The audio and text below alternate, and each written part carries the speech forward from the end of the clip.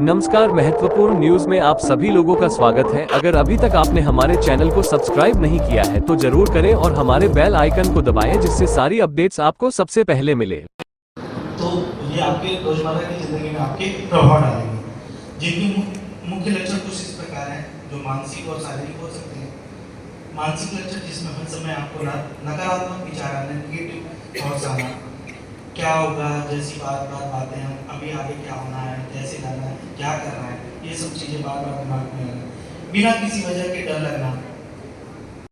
उसके लिए विशेष तारीख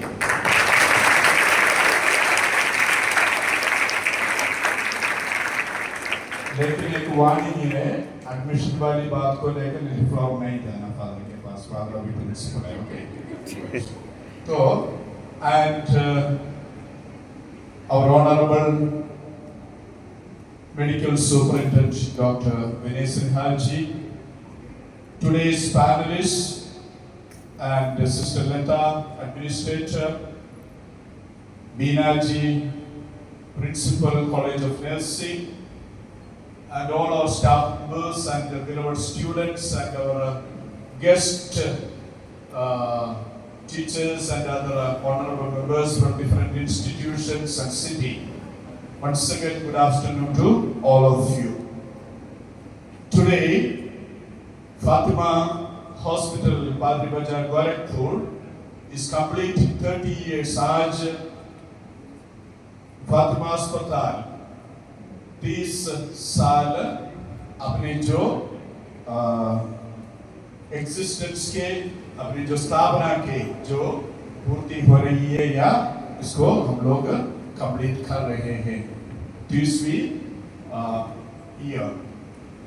and therefore whenever we pass a stage, जब कभी हम लोग एक अवस्था से दूसरी अवस्था में, जैसे हमको मालूम है कि हमारे भारतीय संस्कृति में कितने अवस्था होते हैं एक व्यक्ति का, लाइफ स्टेजेस, बाद में देख लीजिएगा, अभी क्लास लेने के लिए टाइम नहीं है, ओके गुड। तो ऐसा ही हमें नया नया दृष्टिकोण बिछा है। फिर आप लोगों ने सुना होगा समय की पुकार, विशेष रूप से in 1964 when the second very famous Second Vatican Council in the life of the Catholic Church when it got completed, the key word used was read the signs of the times, reading the signs of the time। समय की पुकार को सुनना या समय के अनुसार जो चिन्ह समाज में दिखाई देते उसके अनुसार हमें उसे समझ करके प्रतिक्रिया देना, और फिर उसी के अनुसार हमें अपडेट करना। And that is exactly what हम लोग आज फातिमा में भी कर रहे हैं। आप लोग देखेंगे तो इन जो कोविड के समय से लेकर, नहीं तो पेशेंट्स को एनकरेज नहीं करना है, एक्सपोजर में उनका हम मोटिवेशन बढ़ाएं तो ये बीमारी धीरे धीरे कम हो जाएगी। देन थेरेपी एंड मेडिसिन के बाद हम रिलैप्स प्रिवेंशन पे भी वर्क करते हैं, जहाँ पे हम बताते हैं कि अगर इफ इन केस कभी और ऐसी बीमारी आई, भगवान न करे कोविड फिर से, तो हम अर्ली साइंस को पहचानने को ये ओसीडी के, देन स्ट्रेस मैनेजमेंट भी करना है, और ज़रूरत हो तो बूस्टर सेशंस के लिए भी हम बुलाते हैं। अब मैं एक केस स्टडी एग्जाम्पल बताना चाहूँगी ओसीडी का ही। तो एक 16 साल की लड़की जिसको कोविड के बाद ऐसा लगने लगा कि उसके हाथों में वायरस है, वो दिन में एटलीस्ट 40 से 50 बार हाथ धोती थी, जिसकी वजह से उसको बहुत ज़्यादा प्रॉब्लम होती थी, घर पे भी बहुत डांट पड़ती थी।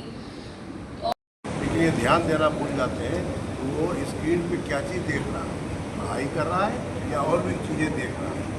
सिर्फ पढ़ाई के लिए समय निर्धारित करें, उतने समय के लिए, उसके बाद मोबाइल जरूर लें। जो छात्र शिक्षा के क्षेत्र में हैं, जिनकी जिम्मेदारी है सिर्फ शिक्षा देना, वो बड़े एंड्रॉयड मोबाइल चलाते हैं, पढ़ाई भी करते हैं, और सरकार दोनों तरह की शिक्षा दे रही है, डिजिटल शिक्षा और मैनुअल शिक्षा। क्या कहेंगे? देखिए, डिजिटल शिक्षा का लिमिट जो है 1-2 घंटे 3 घंटे के लिए है।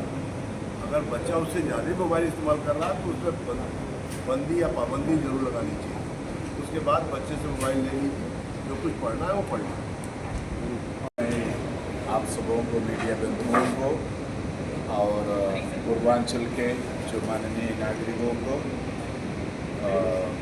फातिमा स्थापना दिवस के अवसर पर बधाई देना चाहता